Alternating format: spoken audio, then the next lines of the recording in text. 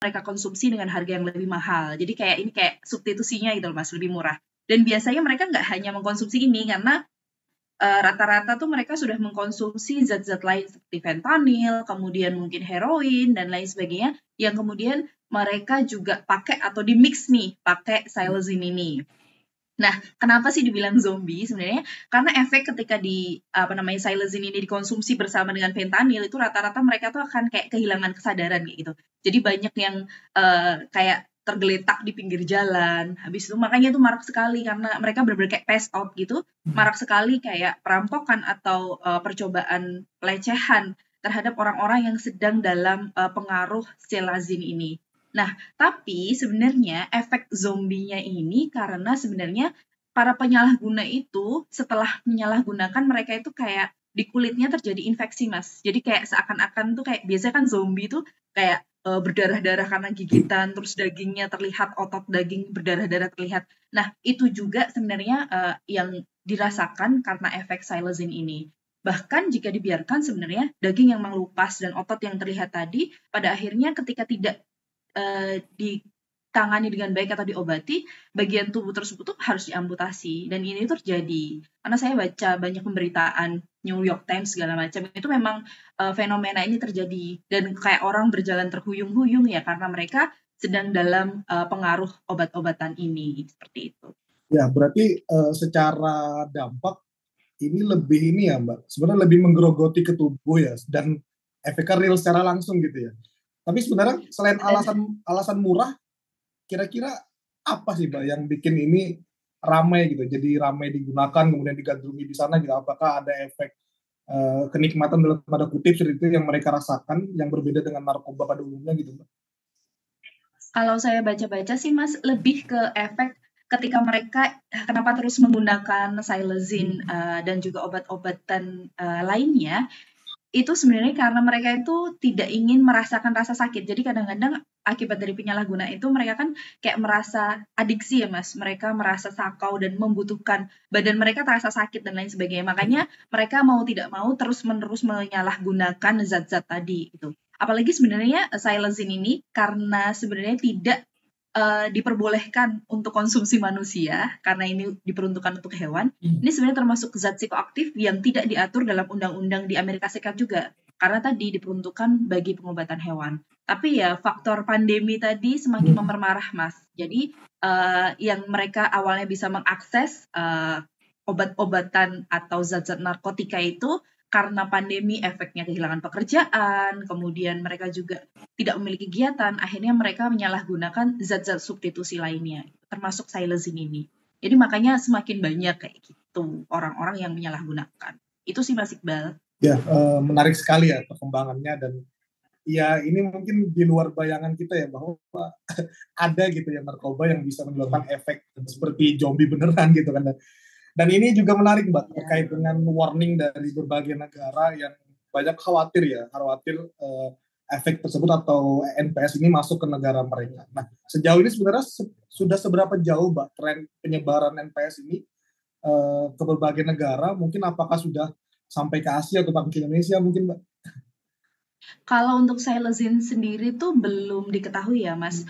Untuk zombie drugs ini sebenarnya tidak hanya psilocin ya Mas. Dulu kita bisa kenal crocodile, kalau mungkin Mas Iqbal pernah dengar, atau flaka kayak gitu. Flaka Nah ya. sebenarnya zat-zat ini itu belum teridentifikasi untuk masuk di Indonesia. Tapi inilah istimewanya NPS sebenarnya Mas, keunikan NPS. Karena NPS sendiri sebagai zat psikoaktif baru itu tuh sebenarnya diperuntukkan untuk kayak memanipulasi zat-zat narkotika atau psikotropika yang sudah diregulasi oleh hukum di negara-negara tertentu kayak gitu. Nah, mereka kemudian kayak membuat satu zat psikoaktif baru supaya kalaupun masuk itu tidak diidentifikasikan langsung atau tidak tidak ada regulasi hukumnya, jadi tidak bisa ditindak secara pidana seperti itu. Nah, uniknya NPS itu sebenarnya ini, Mas. Makanya NPS ini setiap tahunnya itu pasti selalu meningkat. Negara-negara rata-rata akan melaporkannya ke UNODC. UNODC itu adalah salah satu lembaga PBB yang mengurusi terkait dengan narkotika atau penyalahgunaan atau penggunaan obat-obat di seluruh dunia seperti itu. Jadi pelaporan setiap negara sendiri pasti ada jenis-jenis NPS yang mungkin tidak ditemukan di Asia, ada di negara lain, misalnya di Amerika seperti itu. Nah, semuanya itu nanti akan dilaporkan ke UNODC yang mereka akan mendata. Dan sampai per hari ini, Mas, sebenarnya per April 2023 kemarin, total NPS yang dilaporkan itu udah 1.212, Mas. Wow. Dan itu meningkat. Tahun ini aja ada 116 yang baru loh, Mas. NPS yang ditemukan atau diidentifikasi seperti itu. Itu baru yang ditemukan ya, Mbak ya. Betul, itu baru yang diidentifikasi. Ya, tadi Mbak Adika banyak menyinggung terkait dengan regulasi yang tidak mengatur hal tersebut gitu, Mbak. Kira-kira apa Mbak tantangannya sehingga banyak negara juga memiliki tantangan yang sama gitu, Mbak, terkait dengan regulasi yang belum menyentuh sampai sejauh itu gitu, Mbak? Sebenarnya untuk regulasi sendiri, Mas, saya akan mungkin mulai dari sebenarnya NPS itu apa dulu ya, Mas? Jadi sebenarnya NPS ini kan adalah penyalahgunaan zat, baik dalam bentuk murni ataupun dalam bentuk olahan ya, Mas, yang belum diatur dalam Konvensi Tunggal Narkotika. Jadi secara global itu kita punya rujukan yaitu Konvensi Tunggal Narkotika pada tahun 1961 dan Konvensi Tunggal Psikotropika pada tahun 71 yang mengatur apa-apa saja, zat-zat apa saja yang perlu diregulasi secara hukum. Meskipun di setiap negara berbeda-beda, tetapi secara global sudah ada penggolongan masing-masing. Misalnya golongan 1 itu apa, golongan 2 apa, seperti itu. Atau kalau istilah globalnya schedule. Nah, tapi NPS tadi itu tetap saja mengancam kesehatan masyarakat. Nah, penggunaan istilah new dalam new psychoactive substance ini sebenarnya nggak selalu mengacu pada penemuan zat untuk pertama kalinya, gitu nggak. Tapi sekali lagi tadi, Mas, bahwa penyematan istilah baru ini digunakan karena zat tersebut tuh baru tersedia di masyarakat untuk diedarkan dan disalahgunakan. Jadi dibuat khusus untuk penyalahgunaan sebenarnya itu. Kayak gitu. Jadi regulasi-regulasinya iya selalu berkembang setiap tahunnya. Tantangannya itu sebenarnya, Mas. Makanya Indonesia sendiri melalui BNN dan juga Permenkes selalu mengatur dan ada pembaharuan regulasi tentang apa saja NPS yang baru diidentifikasi, kemudian sudah masuk regulasi gitu. Dan bahkan ada beberapa negara sesama Asia Tenggara saja, kadang-kadang regulasinya berbeda, Mas. Misalnya ada satu NPS yang sudah diregulasikan secara hukum melalui peraturan di negara Indonesia misalnya, tetapi belum di Thailand atau lain sebaliknya seperti itu. Jadi berbeda-beda juga di setiap negara, Mas, untuk regulasi. Oke, Mbak. Kalau di Indonesia sendiri, Mbak, untuk regulasinya tersebut, apakah hanya mencakup terkait dengan pidana saja atau bahkan hingga rehabilitasi juga, Mbak, sudah diatur seperti itu terkait dengan tentu saja, Mas. Jadi tentu saja karena kalau di Indonesia sendiri memang program rehabilitasi itu adalah salah satu program unggulan ya terkait dengan penyalahgunaan narkotika maupun psikotropika. Jadi sampai saat ini itu sudah ada 159 NPS yang sudah diregulasi oleh peraturan Kementerian Kesehatan. Jadi kita tuh BNN itu mengacu pada Undang-Undang Nomor 35 Tahun 2009 dan juga Undang-Undang Psikotropika, Mas. Tapi lampirannya itu bisa berubah. Nah, lampirannya itu berubah misalnya saat ini bertambah ada berapa total zat yang termasuk dalam golongan narkotika dan itu tuh berkembang seiring waktu. Tiap tahunnya itu bahkan bisa bertambah, termasuk NPS itu bisa dimasukkan ke dalam peraturan Kementerian Kesehatan tadi. Nah, sampai tahun ini saja, menurut BNN, itu sudah ada 92 NPS yang teridentifikasi masuk ke Indonesia. 85 dari 92 tadi sudah masuk regulasi. Ada 7 yang belum masuk regulasi, misalnya ketamin, kratom, dan sekali lagi, regulasi-regulasi itu berbeda-beda untuk setiap negaranya. Kayak gitu. Oke, kayaknya tantangan regulasi ini juga lumayan sulit ya, Mbak ya, karena perkembangannya juga semakin muncul terus yang baru gitu kan. Dan iya. Dan masalahnya berbeda-beda kan, Mas, di setiap negara. Benar. Setiap negara berbeda-beda dan karena arus globalisasi ini juga kan arusnya juga sudah global ya, Mbak ya, penyebarannya. Gitu. Jadi sangat wajar ketika kemarin saya tracking berita tersebut, negara-negara lain justru yang panik seperti itu, lihat kondisi seperti itu. Karena yang terbaru sendiri, Psilocin sendiri sudah menyebabkan 1 kematian, Mas, di UK. Kalau nggak salah, saya baca berita. Saat saya mengerjakan materi ini tuh, saya baca bahwa ada 1 orang yang sudah meninggal dan itu karena diketemukan zat Psilocin di dalam tubuhnya. Kayak gitu. Oke. Nah, Mbak, saya kemarin tracking terkait dengan pemberitaan. Sebenarnya kan sudah lama ya, Mbak ya, tapi memang belum banyak pihak yang menyuarakan terkait dengan mungkin awareness yang terkait dengan hal ini, juga di sosial media juga saya coba searching, itu juga yang ramai diobrolkan ya baru-baru kemarin ketika fenomena narkoba zombie tersebut, Mbak. Nah, dalam bayangan saya, di tengah semakin meningkatnya pengguna dari NPS di Indonesia seperti itu, tapi awareness publik di media sosial misalkan itu juga sebenarnya sangat rendah itu, Mbak. Nah, kalau Mbak Dika sendiri melihat kesadaran hal ini seperti apa, Mbak? Terutama generasi muda seperti itu terhadap awareness terhadap isu ini sendiri, Mbak. Sebenarnya isu ini karena mungkin dengan istilah NPS atau jenis narkotika baru dan lain sebagainya itu orang-orang akan kayak ini kayak istilahnya terlalu scientific kayak gitu ya Mas. Tapi Iya. sebenarnya orang-orang kalau saya melihat langsung di masyarakat, orang-orang sendiri sebenarnya awareness terhadap kayak keresahan-keresahan ketika ada zat-zat yang mungkin dicurigai sebagai narkotika gitu. Karena BNN itu sering banget, hampir setiap bulan tuh pasti ada laporan, entah itu dari guru, entah itu dari mungkin orang tua atau mungkin dari para penggiat-penggiat atau relawan narkoba kita yang mereka melaporkan, Bu, saya dapat di WhatsApp grup nih ada kayaknya susu yang mengandung narkoba atau permen mengandung narkoba. Gitu kan sering banget ya Mas Iqbal. Ya, sering Atau lihat mungkin beritanya. tembakau yang mengandung narkoba. Jadi sebenarnya kesadaran atau awareness kekhawatiran orang-orang itu sebenarnya sudah ada. Tetapi kita sebagai stakeholder itu juga seharusnya memberikan umpan gitu, kayak edukasi, komunikasi dan informasi tentang NPS ini. Nah, sebenarnya tantangan kita di situ. Nah, kalau BNN sendiri sudah mencoba sejak awal NPS ini, isu NPS ini kayak muncul atau ramai di Indonesia, sebenarnya setiap kali penyuluh itu memberikan materi ke masyarakat, entah itu ke instansi pendidikan, pemerintah, atau mungkin ke rekan-rekan yang mantan penyalahguna, kita selalu menyampaikan tentang NPS ini, Mas. Cuma memang kita juga harus menyadari bahwa bahasa yang digunakan itu harus lebih yang mudah dipahami oleh masyarakat juga. Kayak misalnya ketika kita menyebutkan NPS, mungkin orang-orang kan apa itu gitu. Tapi kita menyebutkan tembakau gorila gitu. Orang Ya, akan, oh iya saya tahu tuh Mbak gitu. Atau mungkin kita bilang magic mushroom di kalangan komunitas di DIY itu mereka kayak merasa jauh gitu. Jadi kita harus pakai ya siapa yang udah pernah tahu jamur letong. Mereka pasti akan oh Mbak, saya udah ini segala macam. bahasanya lebih Jadi akrab kita ke emang gimana? betul bahasa yang lebih akrab.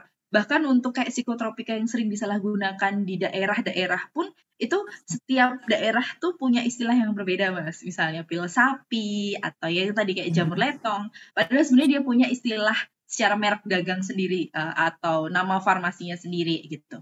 Nah sebenarnya NPS ini mungkin orang-orang itu sebenarnya sudah menyadari ya bahwa ada kekhawatiran narkoba-narkoba jenis baru. Mereka juga sudah mencoba untuk kalau misalnya ada kabar hoax tentang ini, coba kita konfirmasi ke BNN nih atau kepolisian nih gitu. Mereka bisa menjawab seperti apa. Nah mungkin itu kayak saling dua arah kali ya Mas komunikasinya. Jadi kita Ya, juga memberikan komunikasi dan edukasi. Apalagi ada media sosial sekarang kan Mas. Infografis soal NPS ini sendiri juga disampaikan di media-media sosial yang dimiliki platform media sosial yang dimiliki BNN. Apalagi BNN itu sedang menggalakkan kayak soft power approach Mas, bahwa sejak pandemi kita tuh harus mendekat ke masyarakat tidak hanya secara langsung tapi juga melalui media sosial karena ini lagi tren kan di masyarakat. Jadi kita harus menyesuaikan tren publik itu seperti apa. Gitu sih Mas Iqbal. jadi teman-teman harus Bagaimana? follow sosial media BNN dari sekarang. Gitu. Ya, Wah, ini kayak promosi dong Mas. Jangan lupa yang muda. oke. Tadi Muda menarik Mbak 17. terkait dengan hoax gitu ya. Saya baru tahu ternyata narkoba juga banyak hoaxnya gitu kan. Nah, kira-kira kalau yang Mbak Ya. Adika pernah temui hoax macam apa sih Mbak yang sering muncul gitu di sosial media terkait dengan narkoba ini? Gitu. Yang setiap tahun muncul itu adalah permen, Mas. Permen susu, Oh, apakah ada narkobanya? Dan itu sebenarnya gambarnya sama, konten hoax-nya sama, sudah pernah juga dikontrol oleh Kominfo, tapi sekali lagi itu tersebar begitu saja kan. Jadi kalau kami sih justru bersyukur ya sebagai instansi yang berwenang dalam hal informasi dan edukasi narkoba ini karena menurut kami berarti mereka sudah cukup masyarakat ini sudah cukup paham bahwa ada keresahan-keresahan dan kekhawatiran yang perlu dikonfirmasi ke kami seperti itu. Jadi hoax seperti itu ada ya termasuk kayak zombie ini, kayak zombie drugs itu seperti apa? Apakah itu membuat orang tuh jadi kayak zombie memakan sesama manusia? Padahal sebenarnya enggak kan. Jadi sebenarnya tugas kita yang tahu juga, yang termasuk teman-teman muda nanti yang menonton, tugas kita sebenarnya adalah untuk meluruskan itu gitu. Jadi sebenarnya bukan berarti kita ketika di grup keluarga nih Mas, ada tante atau Pak de Bude Ya, kita yang share itu, terus kita diem aja atau kayak melabeli mereka, itu hoax. Justru kita menjelaskan dengan baik seperti itu. Menjelaskan bagaimana sebenarnya ibaratnya verifikasi yang sebenarnya itu seperti apa. Kayak berita-berita yang sebenarnya itu apa. Kayak tadi Mas, zombie drugs itu.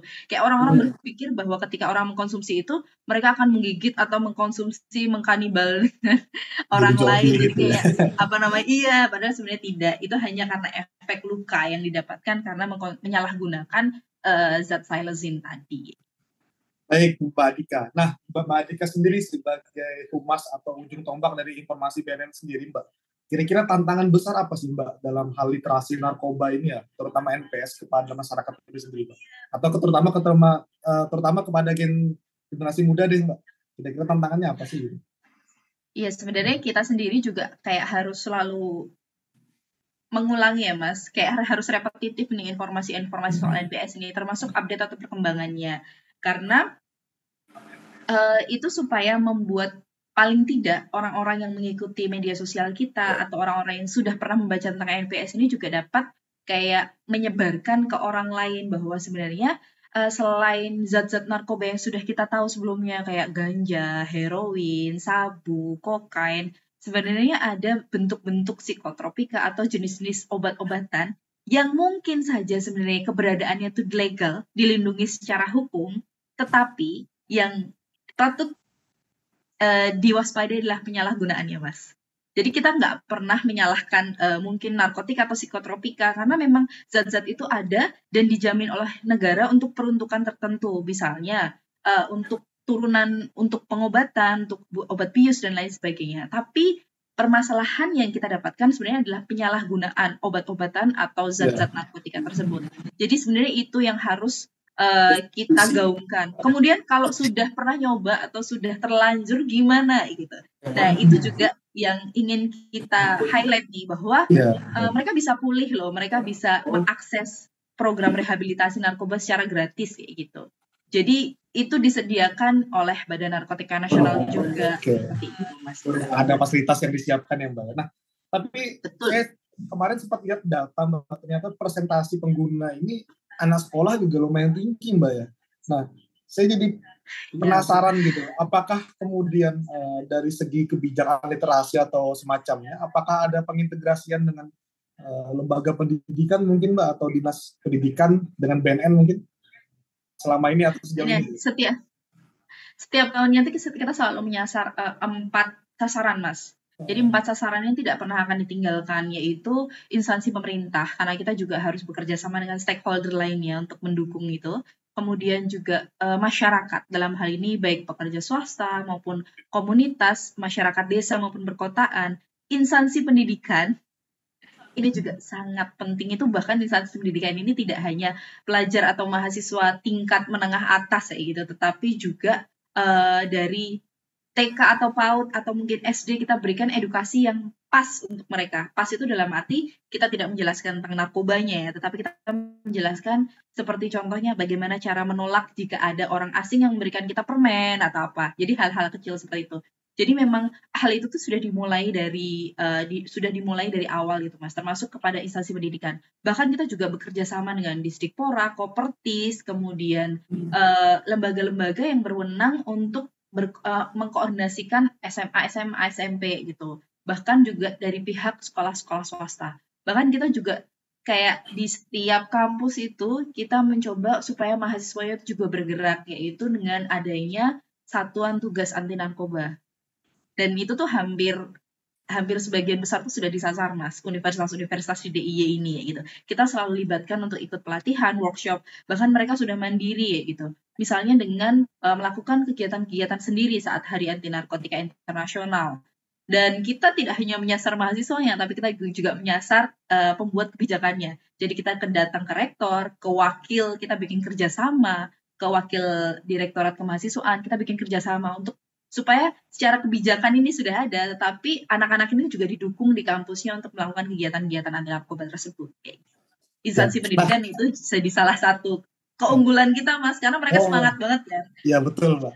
Kebetulan kita juga Iya. mitra kita kadang banyak dari mahasiswa juga, Mbak. Banyak dari mahasiswa, bahkan audiens kita juga banyak dari pelajar-pelajar juga. Nah, kira-kira Mbak, kalau teman-teman misalkan dari OSIS atau dari BEM atau mahasiswa misalkan pengen ngadain terkait dengan sosialisasi anti narkoba atau event anti narkoba gitu, apakah dari BNN bisa Mbak untuk menjadi mitra seperti itu Mbak? Mungkin sekalian kita sosialisasikan gitu. Wah, itu jelas sekali, Mas. Justru kami merasa terbantu. Justru kami merasa terbantu ketika dari teman-teman, baik itu dari pihak kampus atau sekolah-sekolah OSIS itu terlebih dahulu kayak gitu. Tapi mungkin untuk sekedar pengetahuan aja ya, Mas. BNN di daerah istimewa Yogyakarta ini dalam konteks ini itu tuh ada tidak hanya BNN provinsi, tetapi ada kabupaten dan juga kota. Jadi silahkan mengakses yang lebih dekat. Bahkan teman-teman mungkin yang melihat streaming hari ini, tapi ada di provinsi lain atau di daerah lain, BNN sendiri sudah ada di 34 provinsi dan juga ada di 173 kabupaten kota. Jadi akseslah mana yang paling dekat. Mulai dari akses penyuluhan, sosialisasi, kerjasama, maupun rehabilitasi. Semua itu dapat diakses oleh teman-teman seperti itu. Bahkan kalau di DIY sendiri, Mas, kita sih berharap teman-teman dari pelajar itu justru mengakses teman-teman Satgas, karena Satgasnya sudah terbentuk, Mas. Jadi bahkan mereka punya perkumpulan Satgas seluruh DIY untuk tingkat SMA maupun tingkat universitas. Jadi secara volunteer udah terbentuk sebenarnya Mbak ya, secara sudah gitu bertahun-tahun bahkan itu. Saya juga baru tahu ini. Mungkin teman-teman yang nonton juga kalau udah tahu mungkin kita bisa coba ini ya, saling bersinergi seperti itu Mbak ya. Nah, menarik sekali nih Mbak. Jadi balik lagi ke topik mungkin Mbak ya. Tadi ada satu hal yang pengen saya tanyakan juga terkait dengan sebenarnya gimana sih Mbak kebijakan yang ideal gitu yang seharusnya hadir. Apakah perlu memperkuat di upaya-upaya preventifnya atau mungkin di upaya hal-hal yang berbau kuratif atau penindakan atau seperti apa ya Mbak terkait dengan kebijakan regulasi itu sendiri Mbak? Oke, jadi sebenarnya karena NPS itu beredar dan berkembang terus-menerus ya Mas.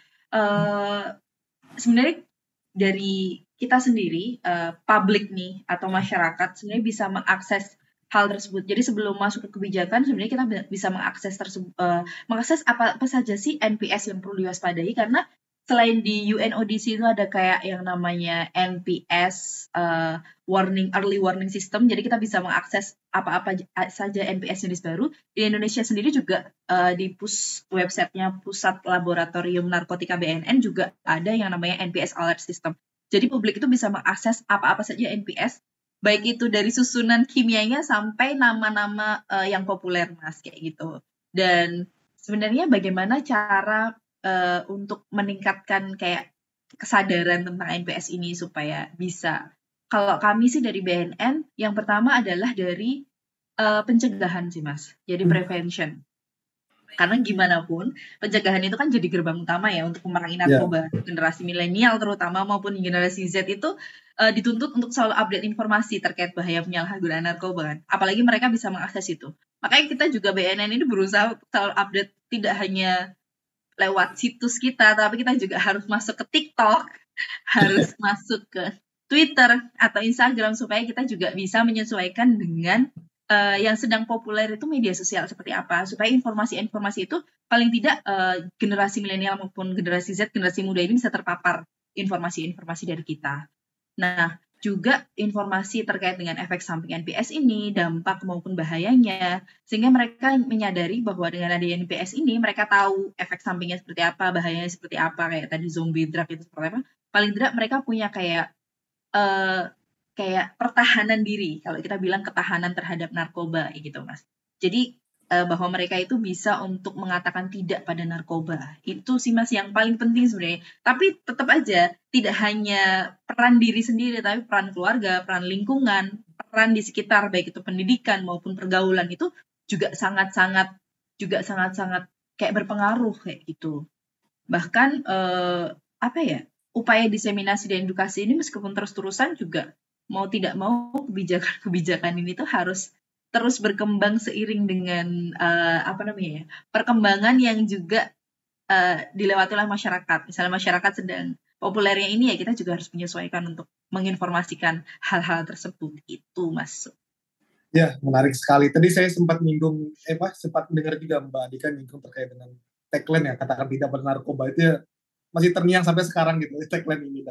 Nah Mbak, kalau ke depan sendiri kira-kira dari BNN, Humas BNN mungkin Mbak, secara spesifik, apakah ada tagline khusus atau mungkin jargon khusus Mbak untuk apa ya, sebagai simbol mungkin campaign ya terkait dengan anti narkoba ini sendiri Mbak? Saya penasaran jadi gitu. Soalnya dari dulu dengarnya cuma itu gitu. Soalnya kan Enggak sih, Mas. aktif sosmed juga. Sebenarnya ada banyak ya, Mas. Setiap kali, setiap tahunnya sendiri kita tuh punya tagline khusus kayak gitu. Dulu kita punya tagline Stop Narkoba. Pernah juga kita punya tagline Listen First. Jadi kayak, jadi perlindungan narkoba itu, pencegahan narkoba itu harus dari rumah gitu. Jadi bagaimana ketika seorang ibu itu mendengarkan anaknya ketika memiliki masalah, paling tidak dia bisa akan menghindari untuk kayak mencari apa namanya problem solving masalahnya di luar. Gitu. Tapi kalau sekarang sih ya Mas tau lah kita punya tagline apa gitu. Gak usah dibahas dong. Insya Allah speed up, never let up kalau sekarang tagline-nya Mas. Biasa.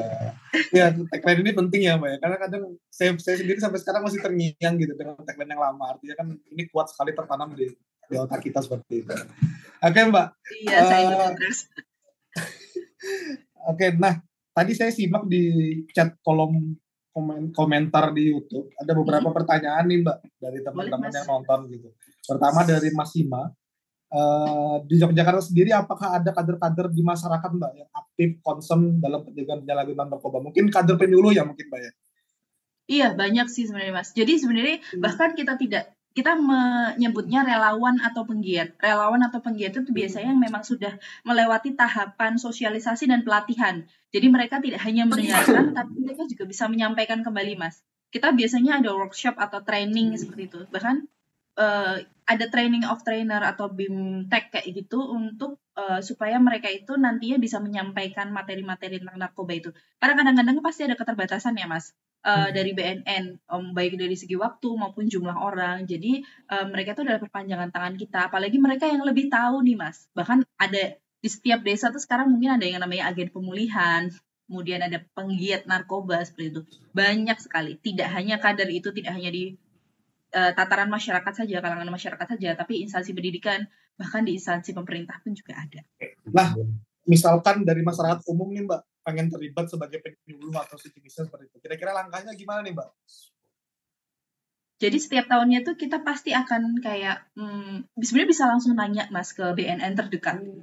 Justru gimana kalau kita pengen jadi penyuluh? Bagaimana kalau kita ingin dilibatkan dengan kegiatan-kegiatan itu? Bagaimana ketika kita ingin mendapatkan dukungan? Dukungan itu tidak hanya materi untuk dilatih ya Mas, tapi dukungan mungkin kita pengen ada poster Mbak, atau pengen ada publikasi digital nih, bagaimana cara kita mendapatkan dukungan itu. Jadi insya Allah dari setiap BNN terdekat itu pasti akan melayani permintaan-permintaan masyarakat. Apalagi itu kan ibaratnya dari publik membantu kita ya.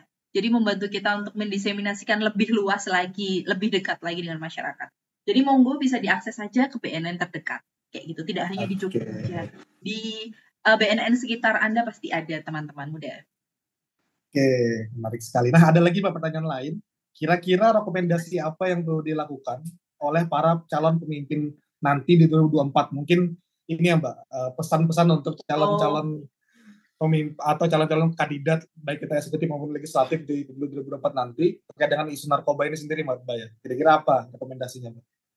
Jadi sebenarnya Mas, hampir setiap kali ada pemilihan umum maupun pemilihan daerah, itu BNN selalu dilibatkan. Kan banyak stakeholder yang dilibatkan, mungkin Mas Iqbal juga tahu ya. Kalau BNN dalam hal ini terkait dengan sosialisasi pencegahan narkoba untuk para calon legislatif atau mungkin calon pemimpin daerah, kemudian juga tes urin Mas.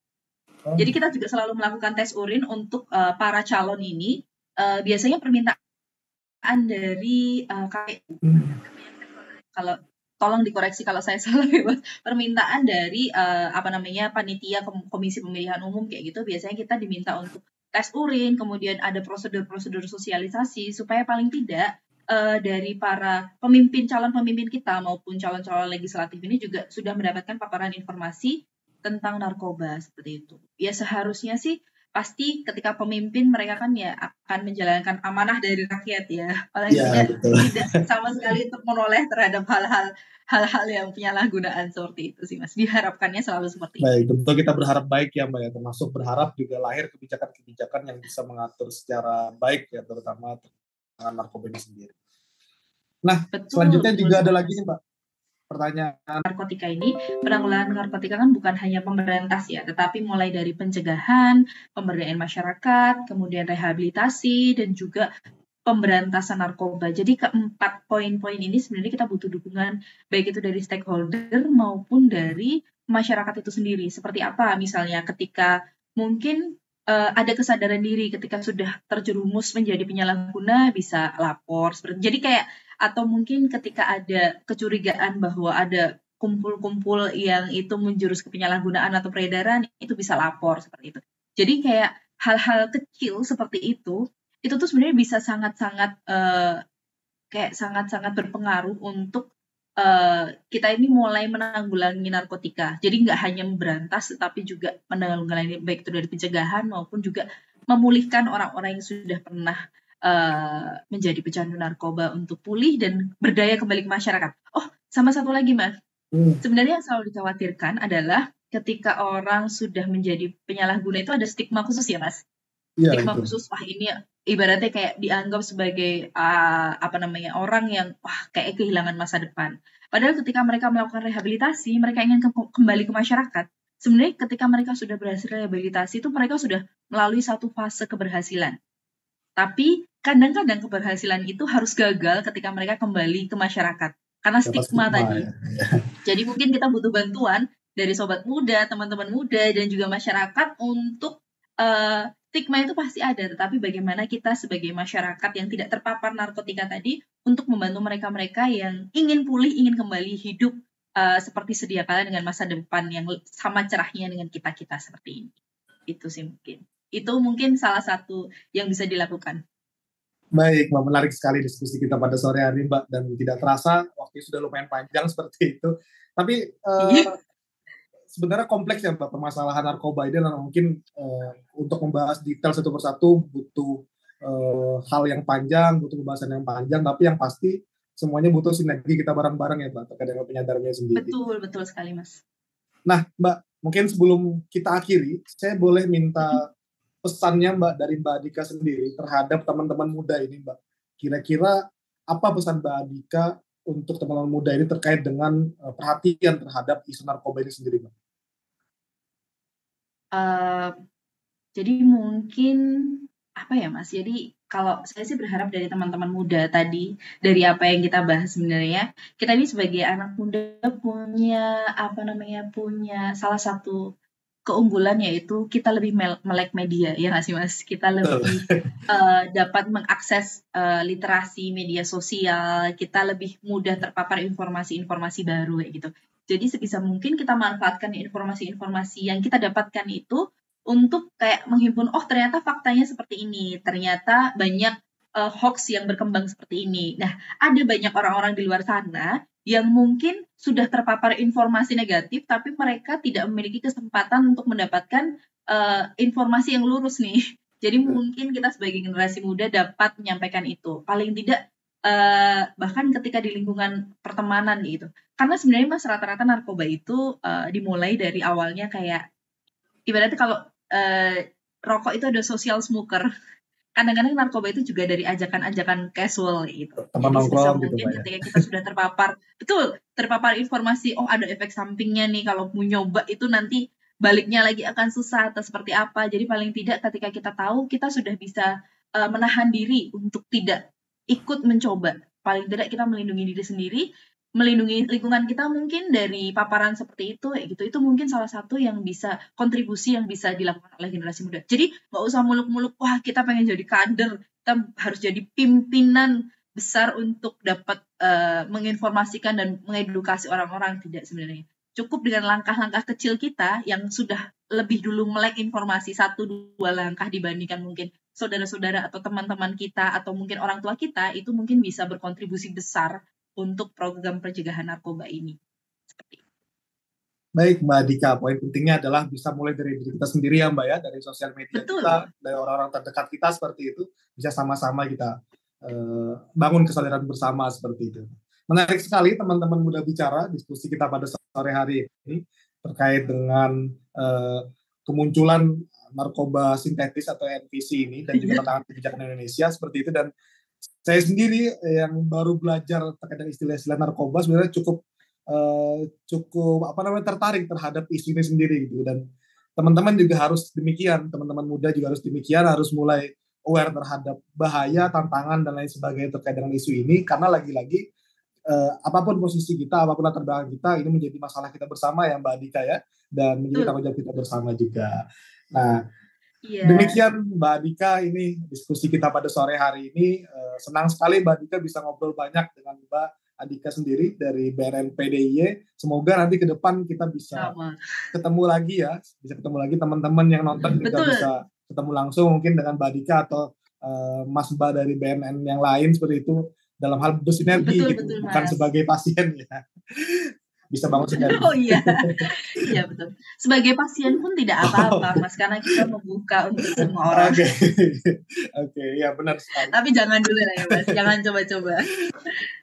Sama ya Mas, satu lagi pesan sebenarnya bahwa terkait dengan NPS ini sebenarnya banyak ibaratnya NPS ini kan disusupkan di zat-zat yang mungkin sering banget, atau benda-benda atau makanan, minuman, atau mungkin hal-hal yang bisa kita konsumsi yang sering kita temui sehari-hari.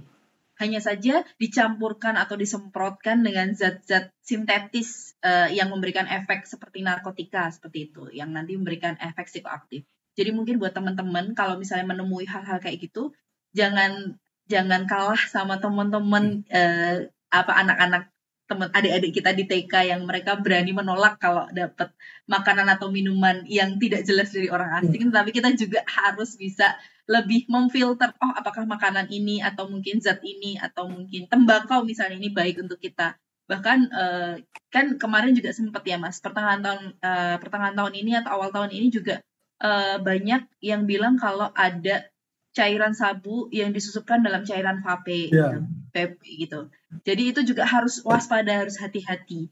Karena ya siapapun itu bisa jadi korban, siapapun tanpa diketahui. Jadi kita nggak tahu sebenarnya kita tuh dipapar oleh narkotika atau zat-zat psikoaktif. Jadi kita harus lebih berhati-hati. Dan itu tidak hanya ditemui dalam bentuk heroin, sabu, atau ganja, tetapi bisa ditemui dalam bentuk apa saja. Jadi mungkin harus lebih waspada, termasuk juga menyebarkan informasi ini kepada teman-teman, kepada keluarga. Itu sih Mas Iqbal untuk soal NPS ini. Pesan yang cukup menarik sekali. Ini banyak jalan atau banyak cara orang untuk menjebak kita mungkin Mbak, untuk mengkonsumsi NPS ini sendiri. Jadi teman-teman wajib waspada, wajib hati-hati, dan terus update informasi terkait dengan perkembangan NPS ini sendiri.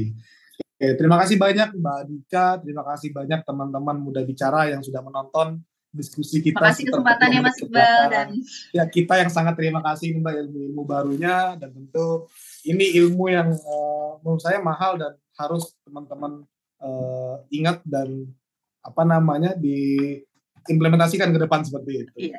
Baik, terima kasih banyak sekali lagi. Mohon maaf Mbak Dika jika dari saya selaku host ada salah kata ataupun ucapan. Begitu pula kepada teman-teman yang menonton live kali ini. Demikian saya akhiri. Wassalamualaikum warahmatullahi wabarakatuh. Selamat sore, sampai jumpa.